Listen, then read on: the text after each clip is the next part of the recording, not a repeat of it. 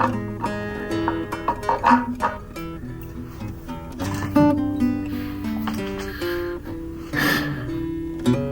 everybody, welcome back to Campfire Wisdom. I want to take a moment to thank all the men and women, all the firefighters that are doing their best out here in Los Angeles, trying to stop all these crazy fires that are going on.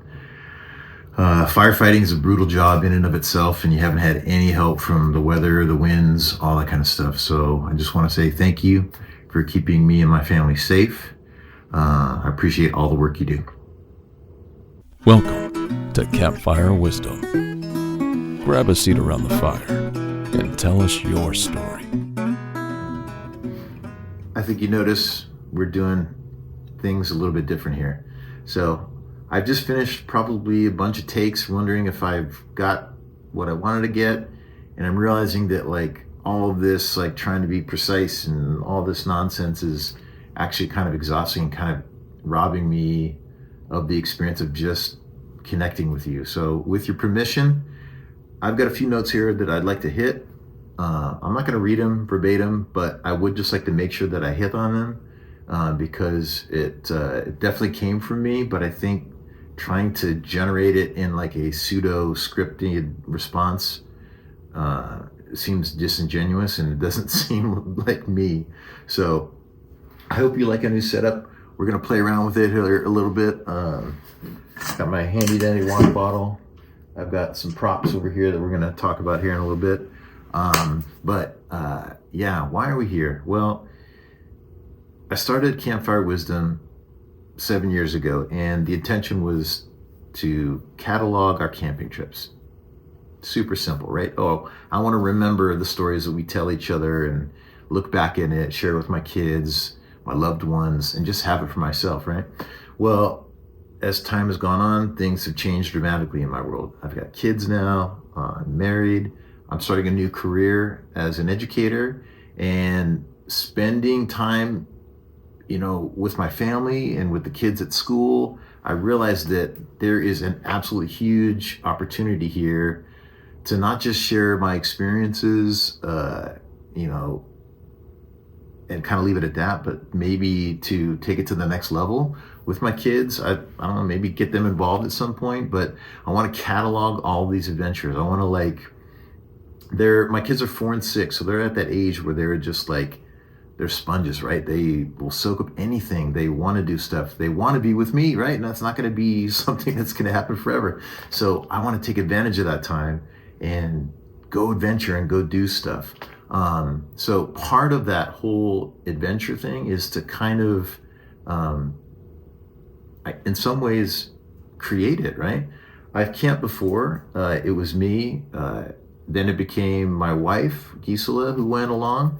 And it was just us, right? We could throw a few things in a bag and go, and it wasn't a big deal. We could be spontaneous. But now adventuring, like as a family, it's way more complex, right? We need to think about things. We need to think about our setup. Do we have enough room for the kids? Do we have enough food supplies?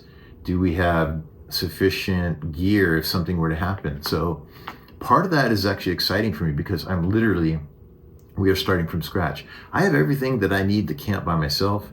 I could go in a heartbeat. In fact, my car, as some of you guys may remember some of the things I filmed in the past, my car has I've got a hammock in the back. I got a hammock sleeping bag in the back. I've got a sleeping bag. I've got everything I need that I could camp anywhere at a moment's notice. But I couldn't do that with my family. I don't even have a car that would really suit us well. We do have a 2018 Subaru Forester, but it's just not big enough. And especially as the kids get older and bigger, we're going to outgrow that thing quickly. So part of the whole thing here, this is like a video journal of like how we get back into the adventure of camping as a family. So I'm really excited about that. So for us, camping, obviously you need something that's going to give you access to the outdoors, but you also need something that's going to carry all your gear. And I really am a huge proponent of the EV movement right now. I have a Prius. I have a 2014 Prius, best car I ever owned. It's 10 years old, got 150,000 miles on it. I still have the original brakes on it, if you can believe that. On my life, I still have the original brakes. They're 60/40. I don't need to replace them. It's crazy, but thank you, regenerative braking. Anyways, that car is great, right? But I want to take it to the next level. I've been thinking about oh, do we go with a truck like a Toyota Tundra, Chevy Silverado, something like that? But I can't go from 45 miles a gallon back to 25, and then I feel like, especially in California, right on the cusp of this entire EV movement, and I think it would be irresponsible to not try to push that agenda forward, right? Vote with our wallets, right? So part of this whole conversation and deciding our setup and what we're going to do is talking about the various vehicles that are out there in the EV market, kind of getting a little bit closer to what I might want. I do have some favorites in the category. I do, as cheesy as it may sound, I did pick up this Matchbox Rivian R1T, and if you will permit me, I think we'll do a little bit unboxing here. So I didn't just pick this up at Thrifty, but it didn't break the bank, I promise.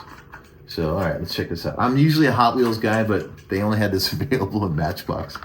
All right, so let's take a look at this. This here is the Rivian R1T, sorry.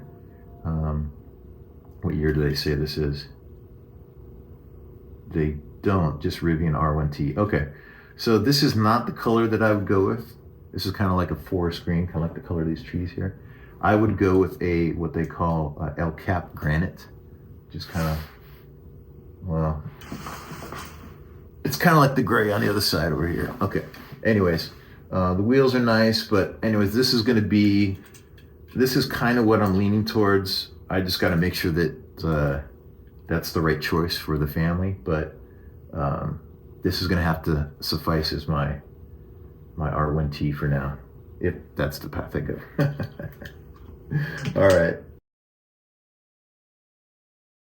One really good thing about having this conversation now and starting it before we've really invested in anything is I can share kind of the choices and the things that I'm thinking about, the important things where like lessons I've learned through my own camping, necessities that I am going to need to have as a family of four, and then basically maybe that conversation will spark other people to get into it as well.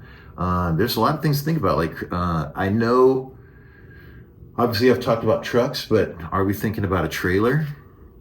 Are we thinking about a larger trailer? Are we thinking about a pop-up trailer? Personally, I'm a huge fan of the pop-ups.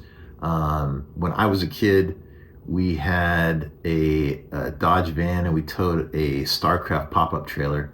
And it was such a fantastic time. I have such great memories. The beds were amazing, comfortable, and just with my brothers and sisters and parents, those are memories that I will never forget. And I'm hoping to create that with my kids. But maybe we go with a pop-up trailer. Maybe we don't do a trailer. We continue to tent camp. Personally, I do like tent camping. Something about being on the ground and connected to the ground, and like literally waking up and seeing the stars in the middle of the night and just lulling yourself back to sleep is just nothing like it. But there's also new EV trailers coming out. There's one called the Lightship and the Pebble, and they have this technology where the biggest bitch of towing a trailer is like getting the trailer on your hitch, right? It's got this thing, Magic Hitch. You just drive it around, and basically with an iPad, you control the trailer and drive it and set it right on your hitch. It's amazing. I want to talk about fitness. I'm a 50-year-old dad. I got young kids. So I'll probably be talking a little bit about that, like what I'm going through, what's been helping me, who knows. Marriage. I'm a married guy, and I love my wife, and she's the best thing that's ever happened to me. Like, honestly, she's talented, she's beautiful, she's opinionated, and the best thing is if I ever fell in battle, she could pick up my sword and start swinging it.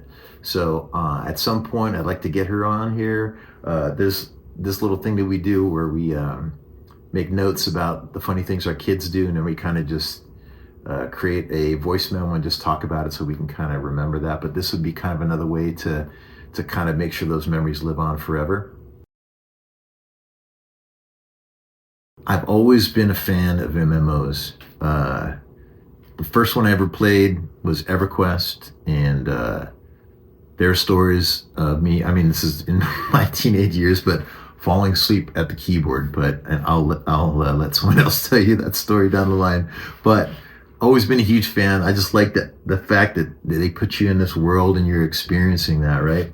Well, that fascination led me to create a documentary film. My friend Alex and I started filming in about 2004 when the World of Warcraft launched. And basically, our movie, we called it AFK, Away from Keyboard. I'll link it below.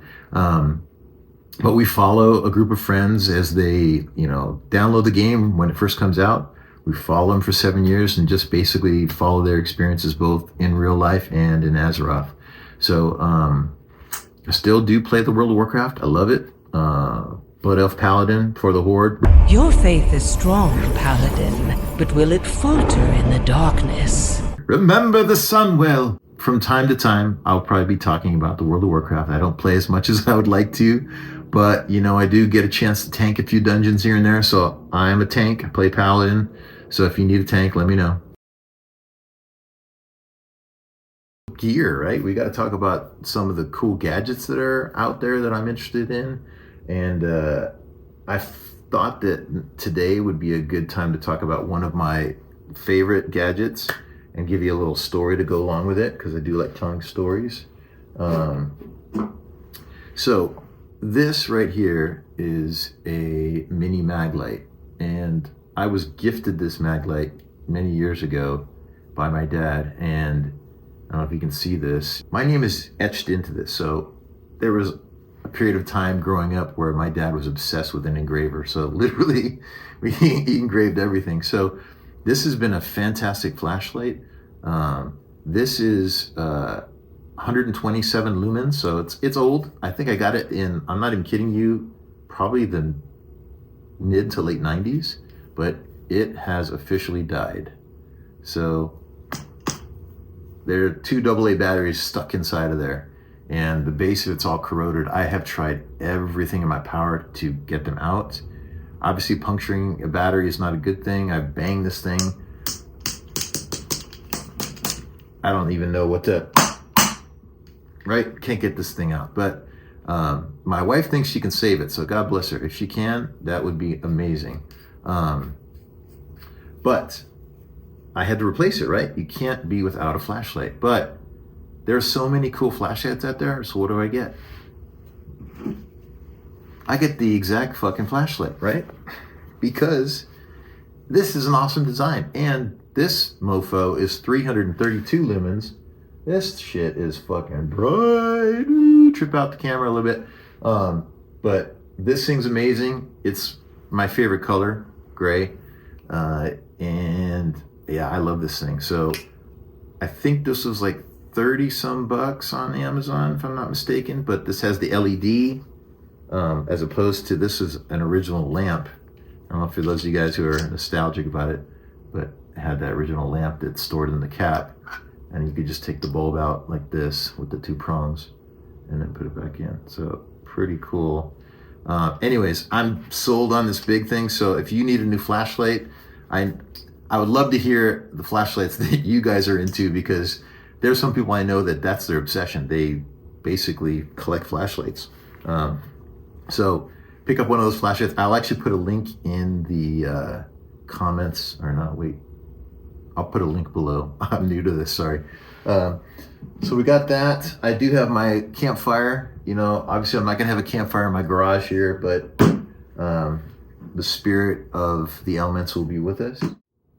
As I was thinking of a closing for this episode, I was remembering on my birthday, on my 50th birthday, I got this text about a quote that David Bowie said, and it was something about like, oh, it's the best time of my life right now. It's like I'm I'm so glad and so honored to be 50. Like it was a badge of honor, like having earned it, right?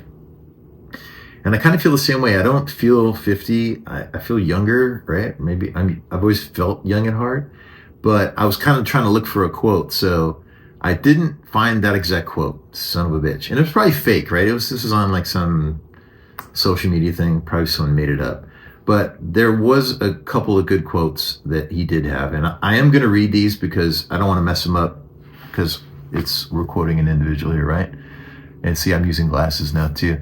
So David Bowie said this in a BBC interview. So aging is the extraordinary process whereby you become the person you always should have been. I like that. So gratitude for obviously aging and being where you're at. And continuing that interview, he said, the older I get, I realize that I like telling stories. I'm a storyteller at heart. I like to take people on a journey. So honestly, nuts and bolts, that's kind of why we're here, right? I hope you join me as we kind of figure this out together. What's the setup? What are we going to do? Where are we going to go? What kind of vehicle do we need? How are we going to make it happen? Because that's basically part of the adventure itself, right? So until next time, I hope you get a chance to get outdoors and wake up beneath the stars. Oh, it's only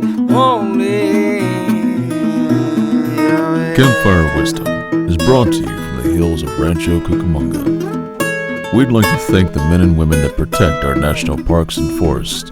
You make this journey possible. Theme music by Sean Cromwell.